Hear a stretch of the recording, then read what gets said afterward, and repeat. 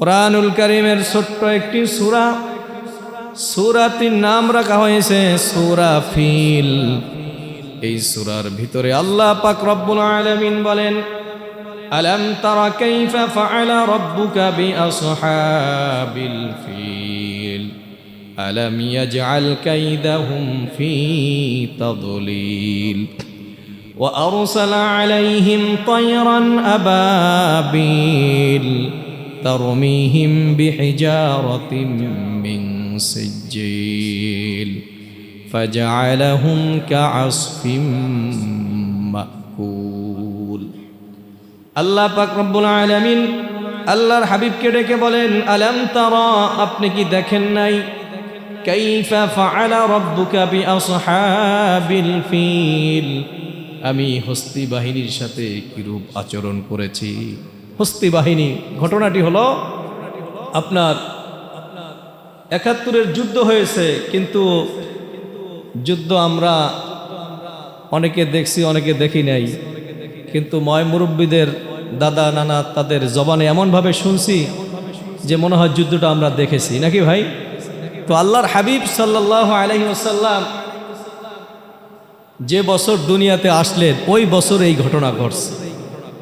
তো ঘটনা মানুষের মুখে এমনভাবে প্রচার প্রসার হয়েছে যে মনে হয় ঘটনাটা দেখেছে। এরকম আল্লাহ তাআলা তার হাবিবকে জানায়, আলাম তারা, আপনি কি দেখেন নাই, কাইফা ফাআলা রাব্বুকা বিআসহাবিল ফিল, আপনার রব হস্তি বাহিনীর সাথে কিরূপ আচরণ করেছে। মজিদ সাহেব, হস্তি বাহিনীর সাথে কিরূপ আচরণ, সে ঘটনা কি? আপনার টিস্যু দেন। আপনার ইয়ামেনের বাদশা ছিল, লম্বা ঘটনা, ফ্যান বন্ধ, খেয়াল করে ভাই। ইয়ামেনের রাজধানী সানা, ইয়ামানের রাজধানী সানা। এই সানাতে লম্বা ঘটনা, আব্রাহা নামের এক গভর্নর ছিল। সে প্রথমে গভর্নরের দায়িত্ব পায় নাই, লম্বা ইতিহাস, মারামারি কাটাকাটি করে যে কোনো এক পর্যায়ে সে গভর্নর হয়েছে। বাদশাহ প্রথমে তার উপর ক্ষিপ্ত হয়েছিল, তারপর যেমনি ভাবে হোক ইয়ামেনের বাদশাকে সে বুঝায় শোনায়া সে ওই সানা ইয়ামেনের গভর্নর হয়ে গেছে। এখন সে বাদশাকে খুশি করার জন্য বা নিজের ব্যক্তিগতভাবে সানাতে একটা গির্জা তৈরি করেছে। যেই গির্জায় তাদের ধ্যান ধারণা ছিল যে মক্কাতে বাইতুল্লাহ মানুষ ইবাদত করে, বাইতুল্লাহকে সম্মান করে, বাইতুল্লাহ যায়, বাইতুল্লাহ তওয়াফ করে, তো আমরা একটা গির্জা বানাই যেখানে সব মানুষ আসবে, বাইতুল্লাহ যাবে না। তার ধ্যান ধারণা এরকম ছিল। তো সে কি করলো, সে নিজে একটা গির্জা তৈরি করলো। গির্জা যখন তৈরি করছে, আপনার এটা মক্কার লোকেরা শুনতে পাইছে যে মক্কার সাথে রেশারেশি কইরা বাইতুল্লাহর সাথে পাল্লা দিয়া আর একটা গির্জা তৈরি করছে। তো মক্কার মানুষ এটা মানতে পারে নাই। মক্কার মানুষ সেই পৃথিবীর শুরু লগ্ন থেকেই সব মানুষ বাইতুল্লাহকে সম্মান করতে, বলি সুবহানাল্লাহ, বাইতুল্লাহকে মর্যাদা দিত, সুবহানাল্লাহ। তো মক্কার মানুষ এটা মানতে পারে নাই যে আমাদের ঘর, আল্লাহর ঘর, এটা বাদ দিয়ে আর একটা গির্জা করেছে। তো তাদের ভিতর থেকে এক লোক গিয়া আপনার সেই আব্রাহার বানানো গির্জায় বাথরুম করে দিছে। এখন বাদশাহ আব্রাহা যখন দেখে তাদের ঘরে গির্জা এরকম বাথরুম করে দিছে, তার মাথা গরম হয়ে গেছে। কি ব্যাপার, এই কাজ কে করলো, কে করলো? হ্যাঁ, এই কাজ মক্কার লোকেরাই করছে। এক বর্ণনা আছে শুধু পায়খানা করে দেয় নাই, তাদের গির্জাকে ভিতরে আগুন ধরায় দিছে। আল্লাহু আকবার। এবার বাদশাহ আব্রাহার মাথা গরম হয়ে গেছে। কি ব্যাপার, কি ব্যাপার, এত আশা কইরা গির্জা বানাইলাম, সেই গির্জার ভিতরে কারা পায়খানা করলো, কারা আগুন ধরায়া দিল, রিচার্জ করা শুরু করে দিল। রিচার্জ করে পাইল এই লোক এই কাজ মক্কার লোক ছাড়া কেউ করে নাই। তাহলে কি করা যায়? মক্কার লোকদের বাইতুল্লাহ ভাঙতে হবে। বাইতুল্লাহকে জমিনে রাখা যাবে না। তারা যেহেতু আমাদের গির্জায় আগুন ধরায়া দিছে, আমাদের গির্জায় পায়খানা করে দিয়েছে, বাদশাহ আবরাহার মাথা গরম। সে তার দল বল নিয়া এবার বাইতুল্লাহর দিকে রওয়ানা। লম্বা ইতিহাস ভাই, সংক্ষেপে বলি, যখন সে তার দল বল নিয়া রওনা হয়েছে, ওই দল বলের ভিতরে কিছু হাতি ছিল, বড় বড় হাতি নিয়া বাইতুল্লাহর দিকে রওনা। হাতি নিয়েছে, হাতি অনেক শক্তিশালী। হাতির সুরের সাথে বাইতুল্লাহকে বেঁধে টানবে আর বাইতুল্লাহ নিয়ে আসবে, বাইতুল্লাহ ভেঙে ফেলবে। চিৎকার মেরে বলি নাউজুবিল্লাহ। সে যখন তার দল বল নিয়ে আসতেছে, কয়েকটা গোত্রের লোকেরা বাধা দিয়েছে, বাইতুল্লাহ যেও না, বাইতুল্লাহ ভাঙতে পারবেন না, বাইতুল্লাহ যেও না। কিন্তু তাদের বাধা শুনে নাই, বরং গোত্রের লোকেরা আরো মারামারি কাটাকাটি তাদেরকে পরাজিত কইরা মক্কার দিকে আসতেছে। একটা লোক ছিল আবু রুগাল নামে, সেই মক্কার সাথে বেঈমানি করেছে, রাস্তা বাতায়া দিয়েছে। ঘটনা আসতেছে, আবু রুগালের পরিণতিও খুব খারাপ হয়েছে। এবার বাদশাহ আবরাহা তার দল বল নিয়ে মক্কা শহরে ঢুকে গেছে। মক্কায় যখন চলে আসলো, মক্কার মানুষ সবাই ভীতি ভয় পেয়ে গেল। এত লোকজন সব আসলো, বাদশাহ আবরাহার সাথে মারামারি করবে, তার সাথে যুদ্ধ করবে এমন শক্তি তাদের ছিল না। এবার বাদশাহ আবরাহা মক্কার যত উট ছিল, বকরি ছিল, সব নিয়ে নিছে। লম্বা ইতিহাস, সংক্ষেপ করে বলি, সব নিয়ে নিছে। ওই যে উট পশু টশু নিয়ে নিছে, তার ভিতর রসুলের দাদা আব্দুল মুত্তালিব, ওনারও উট ছিল, ওনারও অনেক উট, এগুলো বাদশাহ আবরাহা নিয়ে নিছে। তো আব্দুল মুত্তালিব তিনি খবর পাইলেন যেরকম এরকম তার উটগুলো নিয়ে নিছে, আবার বাইতুল্লাহ ভাঙার জন্য সেই সানা ইয়ামিন থেকে লোক চলে আসছে। উনি কি করলেন? উনি তার উটগুলো আনতে গেলেন। এরকম আছে যে বাদশাহ আবরাহা খবর পাঠাইছে যে এই বাইতুল্লাহর মোতাওয়াল্লিকে, বাইতুল্লাহ দেখভাল কে করতেছে? তখন বলতেছে আব্দুল মুত্তালিব তিনি করতেছেন, তাকে ডাকো। সে আসলেন। এবার বাদশাহ আবরাহা তাকে প্রশ্ন করতেছে, এই আব্দুল মুত্তালিব, তোমাদের এখানে কাবা বাইতুল্লাহ ভাঙার জন্য আসছি, আমাকে পারলে ঠেকাও। আব্দুল মুত্তালিব ডাক দিয়া বলেন, ও আবরাহা, আমি খানায় কাবা বাইতুল্লাহর মালিক না, আমি হইলাম উটের মালিক। আমি আমার উট নেওয়ার জন্য আসছি, তোমার জন্য মারামারি কাটাকাটি যুদ্ধ করার জন্য আসি নাই। তবে আবরাহা শুনে রাখো, আমি উটের মালিক, উট নেওয়ার জন্য আসছি, উট হেফাজত করার জন্য আসছি। কিন্তু কান পেতে শুনে নাও, বাইতুল্লাহর মালিক যিনি, তিনি তার ঘরের হেফাজত করবে। আল্লাহু আকবার। বাইতুল্লাহর মালিককে আরো জোরে, সারা দুনিয়ায় যত মসজিদ আছে, মসজিদ কার ঘর? আরেকটু জোরে, বাইতুল্লাহ কার ঘর? আমার আল্লাহর ঘর বাইতুল্লাহ। বাদশাহ আবরাহা হতভম্ব, কি ব্যাপার, কিছুই তো আমাকে বলল না। এবার আব্দুল মুত্তালিব তাকে এই কথা বলে তিনি চলে গেলেন।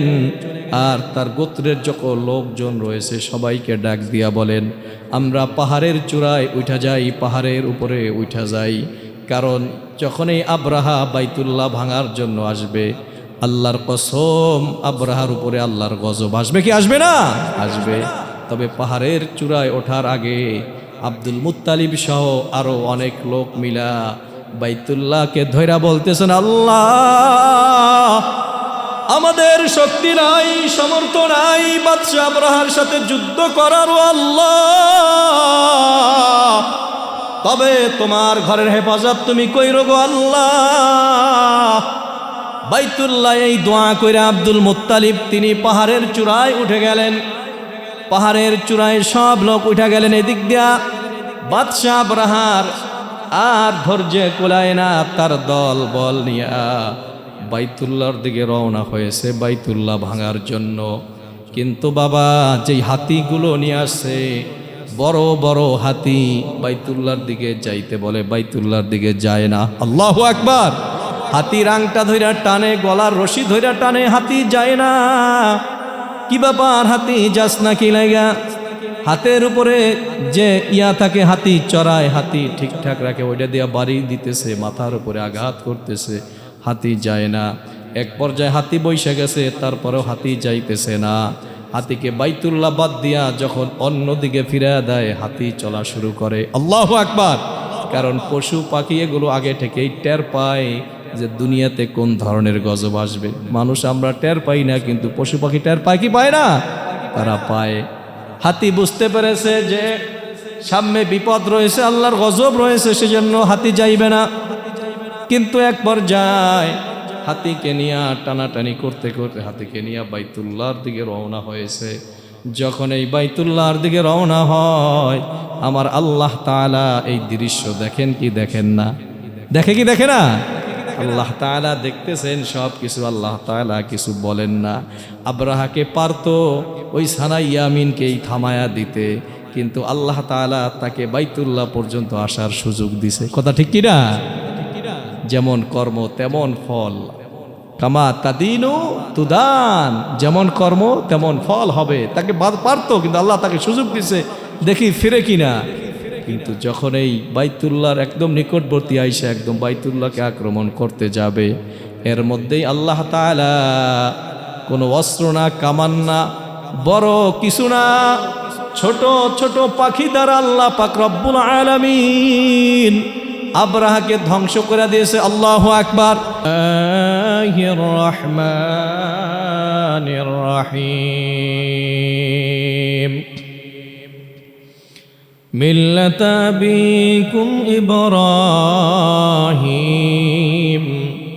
ওয়া সাম্মাকুমুল মুসলিমিন ইলা আখিরিল আয়া ওয়া ক্বালা তাআলা ألم تر كيف فعل ربك بأصحاب الفيل ألم يجعل كيدهم في تضليل وأرسل عليهم طيرا أبابيل ترميهم بحجارة من سجيل فجعلهم كعصف مأكول وقال تعالى ولله على الناس حج البيت من استطاع إليه سبيلا ومن كفر فإن الله غني عن العالمين صدق الله المولانا العظيم وقال رسول الله صلى الله عليه وسلم من حج لله فلم يرفث ولم يفسق رجع كيوم ولدته أمه وصدق رسوله النبي الكريم ونشهد على ذلك من الشاهدين والشاكرين والذاكرين والحمد لله رب العالمين محمد की निशान रखो दिल में हमेशा ताकि शफीए मर्द कमाल उम्मते मुस्तफ़ा ला इलाहा मोहब्बत शुद्ध जिक्र करें ला इलाहा इल्लल्लाह ला इलाहा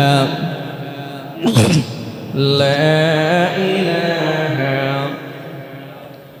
अज़बी जाना कल भी जाना जाना तू एक दिन है जाने वाले सब जाएंगे रहने वाला कौन है ला इलाहा इल्लल्लाह ला इलाहा इल्लल्लाह ला इलाहा असिया बालन एक अल्लाह फिरौन दिला कतो जला अल्लाह बालन जिब्राइल खलद जन्नतर तला ला इलाहा इल्लल्लाह ला इलाहा इल्लल्लाह ला इलाहा इल्लल्लाह मुहम्मदुर रसूलुल्लाह सल्लल्लाहु अलैहि वसल्लम। महान अल्लाह पाक रब्बुल आलमीনের কাছে লাখ কোটি শুকর ও সুজুদ যে আল্লাহ পাক রব্বুল আলামিন আপনাকে আমাকে অত্যন্ত মায়া করে মহব্বত করে ভালোবেসে আল্লাহর ঘর পবিত্র জুমার দিন পবিত্র মসজিদে আসার ও বসার কুরআন ও হাদিসের কিছু আলোচনা বলবার ও শুনবার তৌফিক দান করেছেন। সেজন্য আমরা সকলে শুকরিয়া আদায় করি আলহামদুলিল্লাহ। মহান রব্বুল আলামিনের কাছে লাখ কোটি শুকর যে আল্লাহ পাক রব্বুল আলামিন আমাদেরকে অত্যন্ত মায়া করে মহব্বত করে ভালোবেসে আল্লাহ পাক রব্বুল আলামিন তার পবিত্র ঘর মসজিদে নিয়ে আসছেন। এটা অনেক বড় একটা নিয়ামত। সেই নিয়ামতের শুকরিয়া আদায়ার্থে আমরা আরেকবার জোরে সোরে কালিমাতুশ শুকর আদায় করি আলহামদুলিল্লাহ। আমরা সকলে মোহাব্বত নিয়ে একবার দুরূদ শরীফ পাঠ করে নিই। আল্লাহুম্মা সাল্লি আলা মুহাম্মাদিন ওয়া আলা আলি মুহাম্মাদ কামা সাল্লাইতা আলা ইব্রাহিম ওয়া আলা আলি ইব্রাহিম ইন্নাকা হামিদুম মাজিদ। আল্লাহুম্মা বারিক আলা মুহাম্মাদিন ওয়া আলা আলি মুহাম্মাদ كما باركت على إبراهيم وعلى آل إبراهيم إنك حميد مجيد। সম্মানিত মুআজ্জাজ সম্মানিত হাজিরিন, আল্লাহ পাক রব্বুল আলামিনের কাছে লাখ কোটি শুকর যে আল্লাহ পাক রব্বুল আলামিন আমাদেরকে তার ঘর পবিত্র ঘর পবিত্র মসজিদে নিয়ে আসছেন। অনেক বড় একটা নিয়ামত। আপনার বৃষ্টির কারণে লোকজন আস্তে আস্তে আসতেছে নাকি ভাই? দেখেন এই কয়েকদিন আগেও প্রচণ্ড গরম, কি পরিমাণ গরম, আল্লাহু আকবার। কিন্তু আল্লাহ পাক রব্বুল আলামিন মুহূর্তের ভিতরে অল্প সময়ের ভিতরে পুরা বাংলার জমিনটা আল্লাহ তাআলা শীতল ঠান্ডা করে দিয়েছেন। বলি সুবহানাল্লাহ। এসির দ্বারা আপনার শুধু রুম, শুধু ঘর, শুধু আপনার গাড়ি এগুলো ঠান্ডা হয়, তাতেও কত টাকা পয়সা খরচ হয়, কত প্রসেসিং দরকার কি দরকার না? কিন্তু আল্লাহ সুবহানাহু ওয়া তাআলা এমনভাবে শীতল করেন, ঠান্ডা করেন যে শুধু ধনীদের ঘরগুলো ঠান্ডা করা হবে এরকম না, শুধু গরিবদের ঘরগুলো ঠান্ডা করা হবে এরকম না, শুধু একটা এলাকার একটা সাইড ঠান্ডা করা হবে এরকম না, বরং প্রত্যেকটা আনাচে কানাচে একদম সব জায়গা আল্লাহ তাআলা ঠান্ডা করে দেন। সুবহানাল্লাহ। আপনার যদি এগুলো টাকা দিয়া সরকার যদি করতে চাইতো, কত টাকা মিলিয়ন বিলিয়ন ডলার টাকার প্রয়োজন হইতো সব জায়গায় এরকম শীতল আবহাওয়া ঠান্ডা আবহাওয়া করার জন্য। হইতো কি হইতো না? কিন্তু আল্লাহ পাক রব্বুল আলামিন এই যে শীতল ঠান্ডা আবহাওয়া ঠান্ডা করে দিলেন, আমাদের কারো কাছ থেকে কোনো টাকা নিলেন না, পয়সা নিলেন না, কিছুই নিলেন না। আল্লাহ তাআলা শুধু চান যে তার বান্দা যেন তার হুকুম আহকাম মেনে চলে। যদি বান্দা তার হুকুম আহকাম মেনে চলে, তার নেয়ামতের শুকরিয়া আদায় করে, এতেই রব্বুল আলামিন খুশি হয়ে যান। বলি সুবহানাল্লাহ। এতেই কি হয়ে যান? খুশি হয়ে যান। সুবহানাল্লাহ। তো সম্মানিত হাজিরিন, এই যে মাসটি চলতেছে, পবিত্র জিলকদ মাস চলতেছে, শাওয়াল জিলকদ হজের প্রস্তুতি মাস চলে। কি চলে ভাই? হজের প্রস্তুতি মাস চলতেছে। হ্যাঁ, আমরা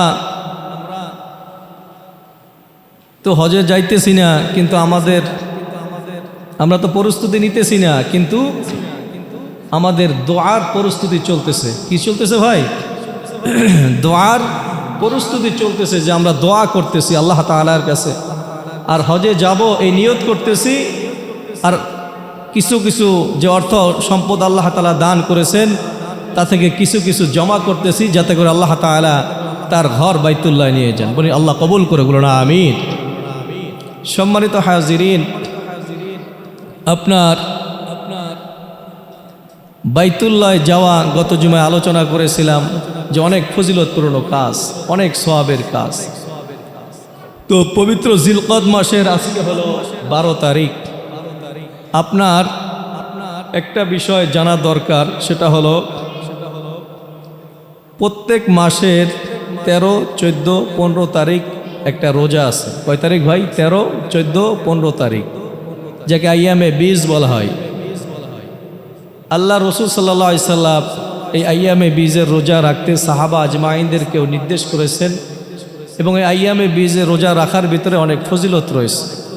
কি ফজিলত? আল্লাহ রসুল সাল্লাল্লাহু আলাইহি সাল্লাম আপনার কয়েকটি হাদিসের কিতাবে আসছে যে আল্লাহর হাবিব সাল্লাল্লাহু আলাইহি ওয়াসাল্লাম বলেন, যে ব্যক্তি এই মাসে 3টা রোজা রাখবে, 13, 14, 15, সে পুরা বছর রোজা রাখার সওয়াব পাবে। সুবহানাল্লাহ। কিভাবে? একটা ভালো কাজ করলে 10 গুণ আল্লাহ তাআলা বাড়ায়া দেয়। তাহলে 3টা রোজা রাখলে 30টা রোজা রাখার সওয়াব। তাহলে 1 মাস রোজা রাখার সওয়াব। যে প্রতি মাসে রাখলো সে পুরা বছর রোজা রাখার সওয়াব পাইল। সুবহানাল্লাহ।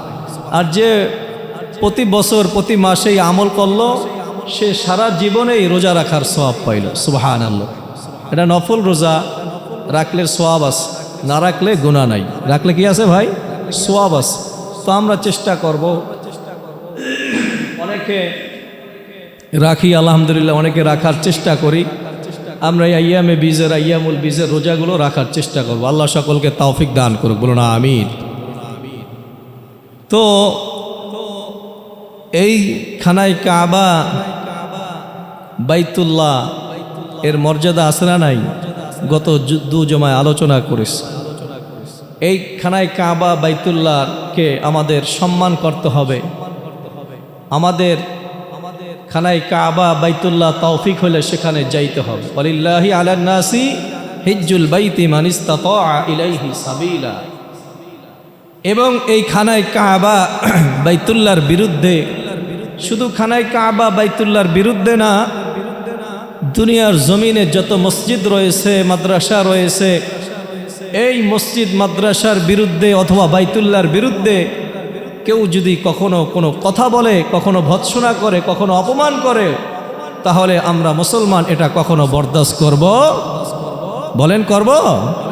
কখনো করব না। কারণ আল্লাহর ঘর মসজিদ, আল্লাহর ঘর বাইতুল্লাহ, এটা আমাদের মর্যাদাপূর্ণ আল্লাহর ঘর, সব থেকে দামি জায়গা, সব থেকে দামি জায়গা। আল্লাহ রসুল সাল্লাল্লাহু আলাইহি সাল্লাম হাদিসের ভিতরে বলেন যে দুনিয়ার জমিনে সব থেকে দামি জায়গা, দামি স্থান হলো মসজিদ। বলি সুবহানাল্লাহ। দামি জায়গা কোনটা ভাই? আল্লাহর ঘর মসজিদ। তো এই মসজিদের বিরুদ্ধে কেউ কথা বললে বা মসজিদ কেউ ভাঙতে আসলে, এটাকে আমরা কখনো মেনে নিব? কখনো মেনে নিব না। আপনার ভারতে বাবরি মসজিদ নিয়ে আবার কয়েকদিন আগে একটা খবর দেখলাম যে ভারতের যে মন্ত্রী রয়েছে আপনার নরেন্দ্র মোদীর পরের স্থান যার, তো সেরকম বাবরি মসজিদ করতে দেবে না গুজরাটে, সেই বাবরি মসজিদ করতে দেবে না। সে বলতেছে আবার একজন মুসলমান, অথবা তার নাম হুমায়ুন কবির, বা উনি বলেছেন যে আমরা এই বাবরি মসজিদ করেই ছাড়বো ইনশাআল্লাহ। তাহলে আমাদের কথা কি? যদি বাবরি মসজিদ ভাঙে, কেউ ভাঙতে আসে, তার আযাব, তার গজব, এটা তো আল্লাহ তাআলার পক্ষ থেকে হবেই। তবে আমাদের মুসলমানদের উচিত হবে এর প্রতিবাদ জানানো, এর তীব্র নিন্দা জানানো, এবং এই একটা বাবরি মসজিদ যদি কেউ নির্মাণ করতে না দেয়, এরকম হাজার হাজার বাবরি মসজিদ আল্লাহর ঘর পৃথিবীতে তৈরি হবে। কথা ঠিক কিনা? হ্যাঁ, হাজার হাজার মসজিদ আল্লাহর ঘর দুনিয়ার জমিনে নির্মাণ হবে। এটা আমাদের সেই আগ্রহ থাকা লাগবে। মসজিদকে ভালোবাসতে হবে, মসজিদকে সম্মান করতে হবে, আল্লাহর ঘরে যাইতে হবে, আল্লাহর ঘরকে সম্মান করতে হবে। আল্লাহ আমাদের সকলকে তৌফিক দান করুন, আমিন। কেউ যদি মসজিদের বিরোধিতা করে, বাইতুল্লাহর বিরোধিতা করে, বাইতুল্লাহকে ভাঙতে আসে, আমরা কোরআনুল কারিমে তার প্রমাণ পেয়েছি যে বাইতুল্লাহ ভাঙতে আইসা তার পুরা দল বল আল্লাহ তাআলা ধ্বংস করে দিয়েছেন। বলি সুবহানাল্লাহ।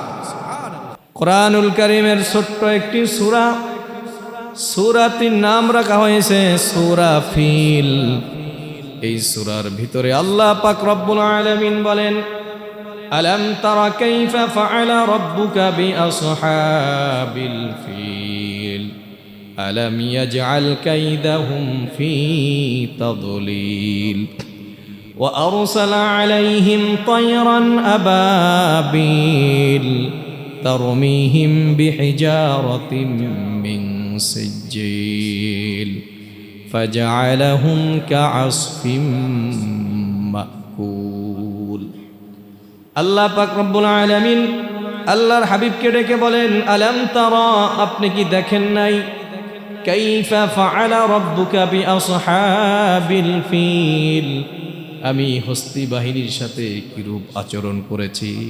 হস্তি বাহিনী, ঘটনাটি হলো আপনার ৭১-এর যুদ্ধ হয়েছে, কিন্তু যুদ্ধ আমরা অনেকে দেখছি, অনেকে দেখি নাই, কিন্তু ময় মুরব্বীদের দাদা নানা তাদের জবানে এমনভাবে শুনছি যে মনে হয় যুদ্ধটা আমরা দেখেছি, নাকি ভাই?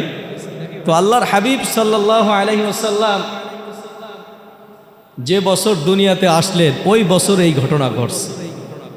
তো ঘটনা মানুষের মুখে এমনভাবে প্রসার হয়েছে যে মনে হয় ঘটনাটা দেখেছে। এরকম আল্লাহ তাআলা তার হাবিবকে জানায়, আলাম তারা, আপনি কি দেখেন নাই, কাইফা ফাআলা রাব্বুকা বিআসহাবিল ফিল, আপনার রব হস্তি বাহিনীর সাথে কিরূপ আচরণ করেছে। মজিন সাহেব, হস্তি বাহিনীর সাথে কিরূপ আচরণ, সে ঘটনা কি? আপনার টিস্যু দেন। আপনার ইয়ামেনের বাদশা ছিল, লম্বা ঘটনা, ফ্যান বন্ধ, খেয়াল করি ভাই। ইয়ামেনের রাজধানী সানা, ইয়ামানের রাজধানী সানা। এই সানাতে লম্বা ঘটনা, আব্রাহা নামের এক গভর্নর ছিল। সে প্রথমে গভর্নরের দায়িত্ব পায় নাই, লম্বা ইতিহাস, মারামারি কাটাকাটি করে যে কোনো এক পর্যায়ে সে গভর্নর হয়েছে। বাদশাহ প্রথমে তার উপর ক্ষিপ্ত হয়েছিল, তারপর যেমনি ভাবে হোক ইয়ামেনের বাদশাকে সে বুঝায় শোনায়া সে ওই সানা ইয়ামেনের গভর্নর হয়ে গেছে।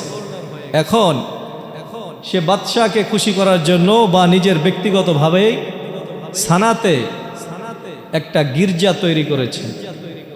যেই গির্জায় তাদের ধ্যান ধারণা ছিল যে মক্কাতে বাইতুল্লাহ মানুষ ইবাদত করে, বাইতুল্লাহকে সম্মান করে, বাইতুল্লাহ যায়, বাইতুল্লাহ তওয়াফ করে, তো আমরা একটা গির্জা বানাই যেখানে সব মানুষ আসবে, বাইতুল্লাহ যাবে না। তার ধ্যান ধারণা এরকম ছিল। তো সে কি করলো, সে নিজে একটা গির্জা তৈরি করলো। গির্জা যখন তৈরি করছে, আপনার এটা মক্কার লোকেরা শুনতে পাইছে যে মক্কার সাথে রেশারেশি কইরা বাইতুল্লাহর সাথে পাল্লা দিয়া আর একটা গির্জা তৈরি করছে। তো মক্কার মানুষ এটা মানতে পারে নাই। মক্কার মানুষ সেই পৃথিবীর শুরু লগ্ন থেকেই সব মানুষ বাইতুল্লাহকে সম্মান করতে, বলি সুবহানাল্লাহ, বাইতুল্লাহকে মর্যাদা দিত, সুবহানাল্লাহ। তো মক্কার মানুষ এটা মানতে পারে নাই যে আমাদের ঘর, আল্লাহর ঘর, এটা বাদ দিয়ে আর একটা গির্জা করেছে। তো তাদের ভিতর থেকে এক লোক গিয়া আপনার সেই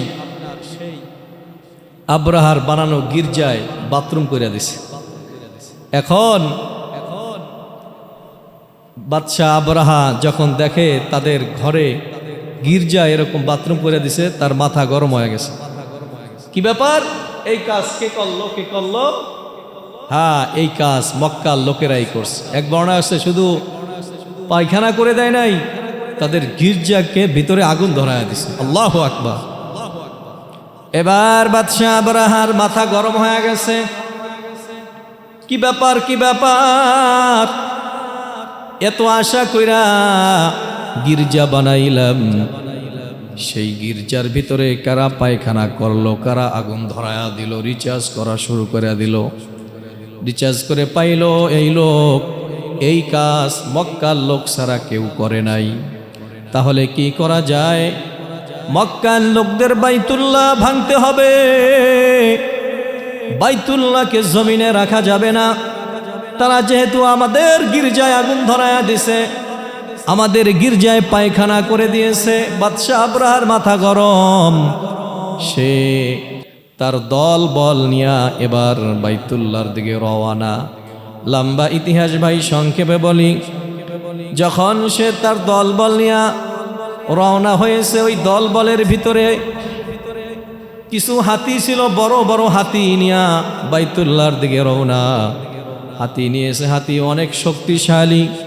হাতির সুরের সাথে বাইতুল্লাহকে বেঁধে টানবে আর বাইতুল্লাহ নিয়ে আসবে, বাইতুল্লাহ ভেঙে ফেলবে। চিৎকার মেরে বলি নাউজুবিল্লাহ। সে যখন তার দল বল নিয়ে আসতেছে, কয়েকটা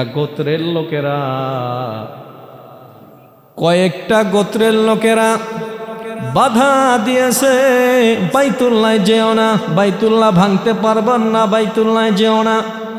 কিন্তু তার বাধা, তাদের বাধা শুনে নাই, বরং গোত্রের লোকেরা আরো মারামারি কাটাকাটি তাদেরকে পরাজিত কইরা মক্কার দিকে আসতেছে। একটা লোক ছিল আবু রুগাল নামে, সেই মক্কার সাথে বেঈমানি করেছে, রাস্তা বাতায়া দিয়েছে। ঘটনা আসতেছে আবু রুগালের পরিণতিও খুব খারাপ হয়েছে। এবার বাদশাহ আব্রাহা তার দল বল নিয়ে মক্কা শহরে ঢুকে গেছে। মক্কায় যখন চলে আসলো, মক্কার মানুষ সবাই ভীতি ভয় পেয়ে গেল। এত লোকজন সব আসলো, বাদশাহ আব্রাহার সাথে মারামারি করবে, তার সাথে যুদ্ধ করবে এমন শক্তি তাদের ছিল না।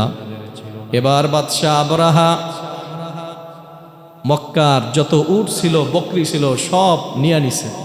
লম্বা ইতিহাস, সংক্ষেপ করে বলি, সব নিয়ে নিছে।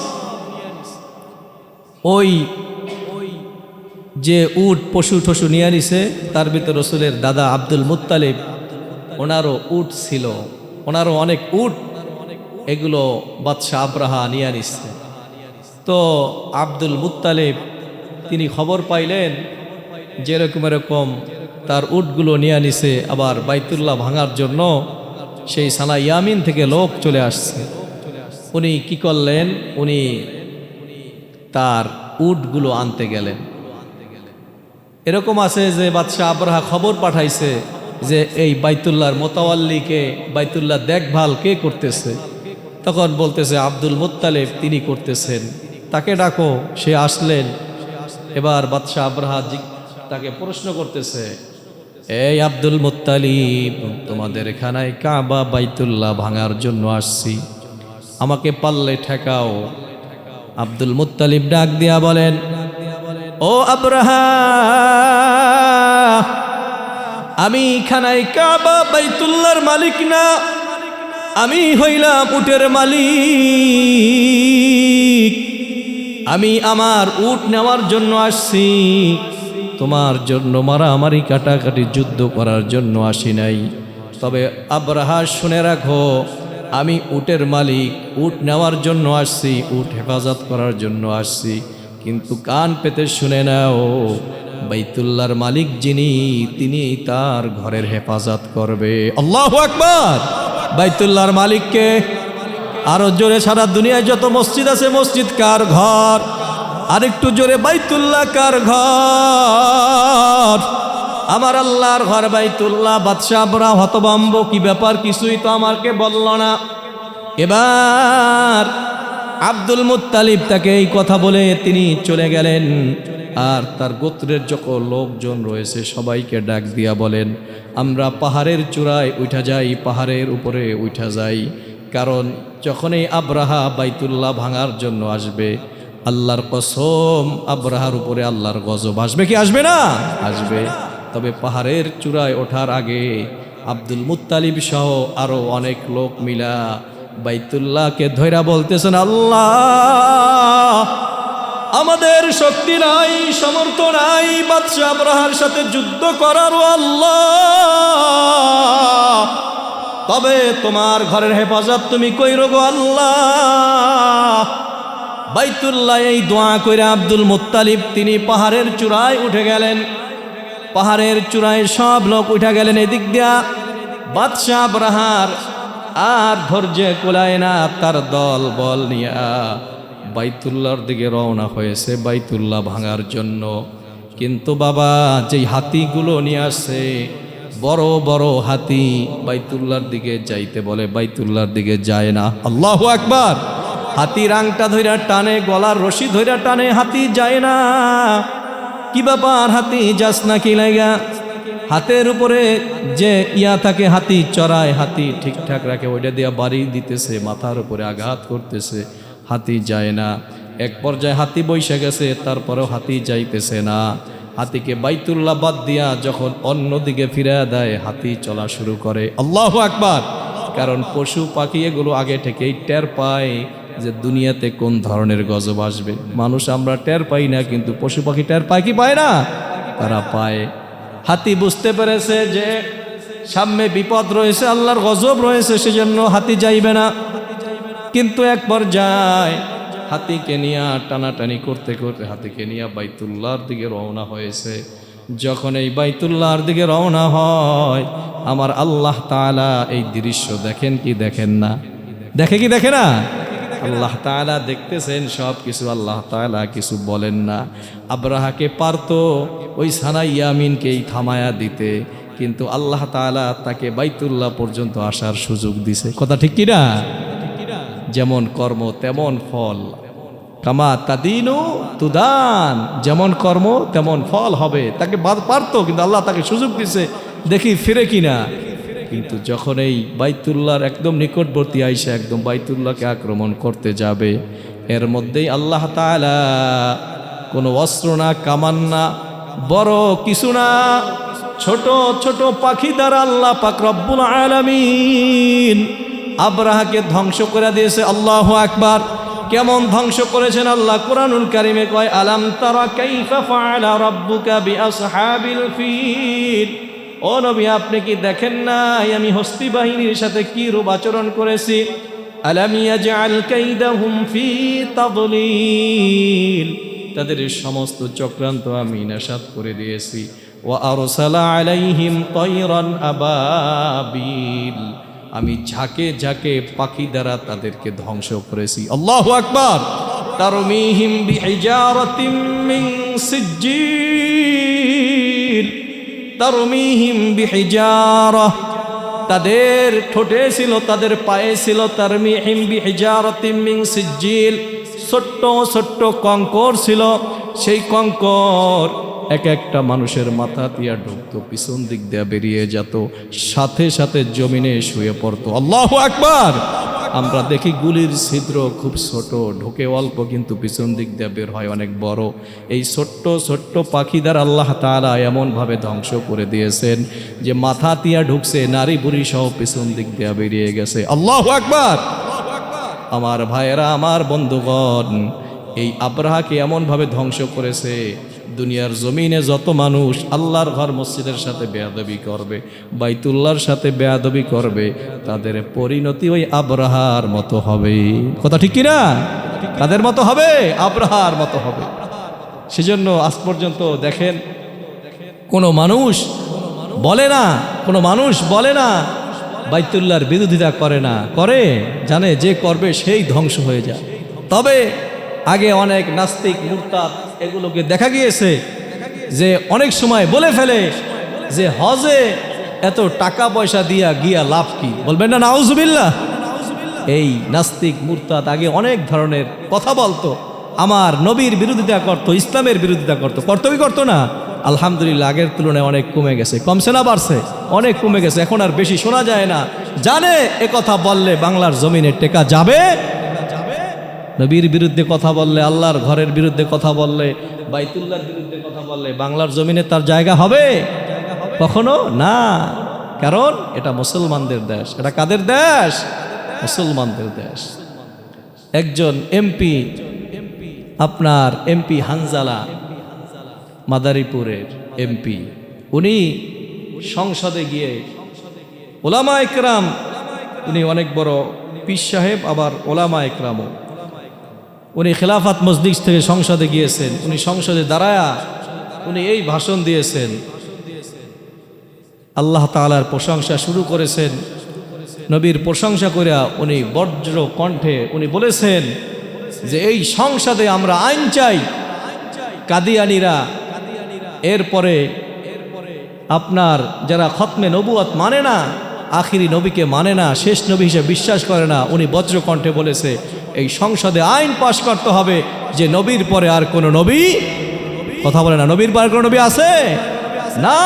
এরপরে উনি বলেছেন যে আমার নবীকে নিয়ে যদি কেউ কটূক্তি করে, আমার নবীকে যদি কেউ গালি দেয়, কেউ বকা দেয়, কেউ ভৎসনা করে, তাকে অবশ্যই তার বিরুদ্ধে ফাঁসির রায় ঘোষণা করতে হবে। কথা ঠিক কিনা ভাই? আমরা মাহফিলে বা বিভিন্ন সময় আপনাদেরকে বলি, কিন্তু সংসদে গিয়ে বলা এটা কিন্তু অনেকটা কার্যকর হওয়ার সম্ভাবনা। কথা ঠিক কিনা ভাই? তিনি সংসদে দাঁড়ায়া আমার নবীর শানে কথা বলেছেন, ইসলামের শানে কথা বলেছেন।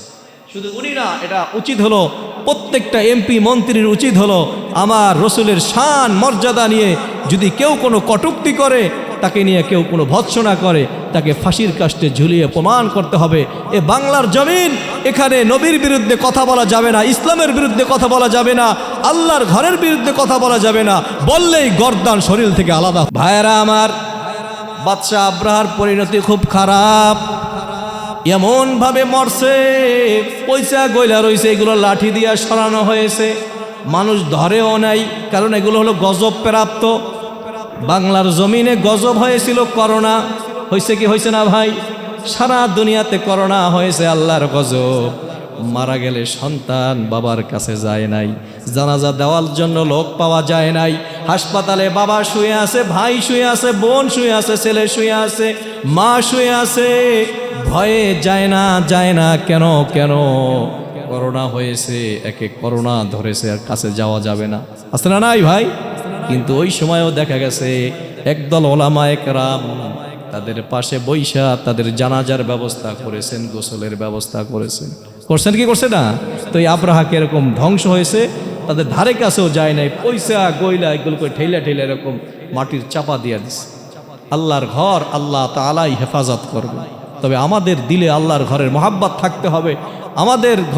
আমাদের দিলে আল্লাহ তাআলার মসজিদ, মাদ্রাসা, নবী রাসূলের ইজ্জত সম্মান এগুলো দিলে 100% থাকতে হবে, যে আমরা সর্বদা সর্বহালতে সর্ব অবস্থায় মসজিদ মাদ্রাসার পাশে থাকব, আল্লাহর নবীর ইজ্জতের হেফাজত করব, আল্লাহর নবীকে সম্মান করব, ইসলামকে সম্মান করব। আল্লাহ সকলকে তৌফিক দান করুক, বলুন আমিন।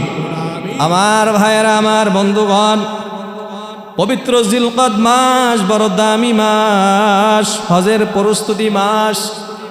গত জুমায় আলোচনা করেছিলাম পয়গম্বর ইব্রাহিম আলাইহিস সালাম তিনি খানায় কাবা বাইতুল্লাহ নির্মাণ করলেন, হজের ঘোষণা দিলেন। তিনি আর তার সন্তান এই ইব্রাহিম আলাইহিস সালামের পরিচয় কি? এর আগে আর একটু বলি বাবা, পয়গম্বর ইব্রাহিম আলাইহিস সালাম আমাদের কি জাতির পিতা? আমাদের কি বলেন? আমাদের জাতির পিতা হইলেন পয়গম্বর ইব্রাহিম। আগে শোনা যাইতো জাতির পিতা বঙ্গবন্ধু, আছে না নাই? এখন আর শোনা যায় না।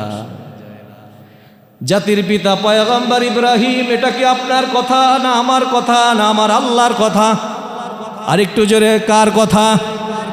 সূরা হজের শেষ আয়াতের ভিতরে আল্লাহ পাক রব্বুল আলামিন বলেন মিল্লাতা আবিকুম ইব্রাহিম, তোমরা তোমাদের পিতা ইব্রাহিমের ধর্মে, ইব্রাহিমের মিল্লাতে প্রতিষ্ঠিত হও। আল্লাহু আকবার। মিল্লাত আবিকুম ইব্রাহিম, আমাদের জাতির পিতা, মুসলমানদের পিতা হইলেন ইব্রাহিম আলাইহিস সালাম। আগে দেখেছি ভাঙা পদ্মা সেতু যাইতে বিভিন্ন জায়গায় লেখা ছিল জাতির পিতা বঙ্গবন্ধু শেখ মুজিবুর রহমান। এখন দেখি লেখা জাতির পিতা ইব্রাহিম আলাইহিস সালাম। আল্লাহু আকবার। আমাদের পিতা হলেন পয়গম্বর ইব্রাহিম। আল্লাহ সূরা হজের ভিতরে বলেন, আপনারা বলবেন হুজুর বঙ্গবন্ধু শেখ মুজিবুর রহমান একজন সম্মানিত লোক ছিলেন, ভালো লোক ছিলেন, কিন্তু তার সম্মান তার নষ্ট করলো কে? তার মূর্তি বানায়া তার সম্মান আরো নিচু করে দিছে। কথা ঠিক কিনা? ওলামা একরাম বলেছেন মরা বাপের মূর্তি বানায়েন না। এই মূর্তি বানায়া কোনো লাভ নাই, কোনো উপকারে আসবে না, বরং আল্লাহর গজব হইতে পারে, বরং সে আরো গুনাহগার হইতে পারে, আল্লাহর আযাব আসতে পারে। মরা বাপের মূর্তি বানায়েন না। ওলামা একরামের কথা শুনলেন না, বরং ওলামা ইকরামের বিরুদ্ধে বিভিন্ন মামলা হামলা শুরু হয়ে গেল।